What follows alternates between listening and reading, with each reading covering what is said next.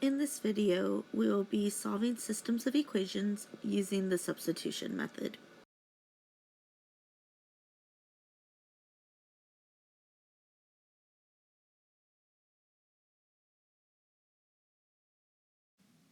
So for this example, we wanted to see if any of these two equations has x or y by itself on the equal sign, and we don't. But this equation right here is super close to having y by itself. So let's rearrange that. I'm going to draw my line down, and I need to move the 2x to the other side. It's a positive 2x, so I'm going to do the inverse operation and subtract 2x. Now I have y by itself because the 2x is canceled out, but 2x cannot be combined with 18, so that leaves us with y equals negative 2x plus 18. Now that I have y by itself, I can replace this y right here with what I found y to equal to. So I'm going to just draw a little arrow so we can see what I'm doing. I'm going to rewrite that equation, the original one, but anywhere there's a y, I'm replacing it. Which in turn gives me 6x plus 3, replacing the y with negative 2x plus 18 equals 54. So now we're going to go ahead and distribute that positive 3 both to that negative 2x and to the positive 18. We're not touching anything else, so the 6x is going to remain that positive 6x. 3 times negative 2x, however, is going to give me a negative 6x. And 3 times 18 is going to give me 54 equals 54. Now we can go in and combine the 6x minus 6x, which ironically cancels out. So we are left with 54 is equal to 54. That is a true solution. Because it's a true solution, we can say it is infinitely many solutions. IMS. Infinitely many solutions. That means they are the same line. And if we look closely at the two equations, so this equation right here, if multiplied by everything by 3, you would get that equation right there. Alright, for this example, let's do the same thing. I see that the first equation here has a y with nothing in front of it. So I'm going to go ahead and draw the line.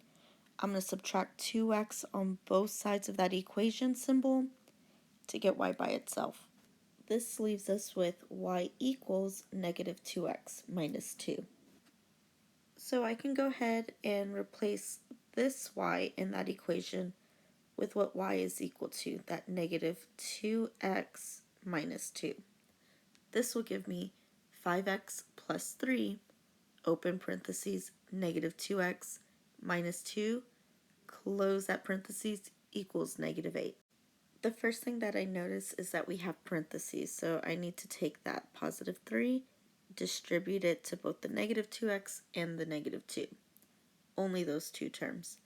Everything else is going to fall. So this is going to give me 5x minus 6x minus 6 equals negative 8. We can go then and combine our two terms, which will just give us x minus 6 is equal to negative 8. And then one more step, we will add 6 to both sides, thus leaving us with x, because those 6's canceled, negative 2. Now remember, we're looking for an ordered pair. We need an x and a y. So we found our x. To find our y value, we're going to take that x and plug it into that equation there. So we have y is equal to negative 2. Replace this x right here with another negative 2. It's a lot of 2's. Minus 2. Alright, so let's clean this up. 2 negatives is going to give us a positive 4. Don't forget we're going to subtract 2 from it though to give us the value of y, which is 2. So put it all together so you have your final answer, negative 2, comma 2. That is where the two lines would cross. So for this problem here, both equations are going to be easy to get y by itself. So I'm going to go ahead and do that. I can divide this by negative 1, on every single term to make that a positive y. And that gives me y is equal to a negative 2x minus 10. Now on the other equation, I just need to subtract 2x right here. And on the other side, negative 2x right there. So now my y is by itself, which is exactly what I wanted. The negative 2x and the negative 10 cannot be combined, so that leaves us with negative 2x minus 10. Now when I put these two equations equal to each other, and I can do that because they're both set equal to y, I'm going to have negative 2x minus 10 is equal to negative 2x minus 10. Wow, that might look really funny, and that's okay. I'm going to add 2x because I'm like, wait, if I put 2x on both sides, they're going to cancel out. And what that leaves us with is negative 1 is equal to 10, which we know is not true. And if it is false, we know it's going to be called no solution because that false statement always gives us no solution. All right, for this problem, go ahead and write it down and try to work ahead. So for this first problem here, I noticed that x doesn't have a number in front of it, so that's the one I wanted to isolate. So now that I know what x is equal to, I can plug it in right there. So this is going to be the first thing that goes in after that 3.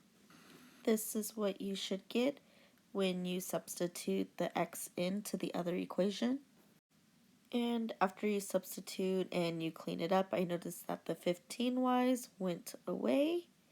And you get 12 is equal to negative 1, which we call no solution because it is not a true statement.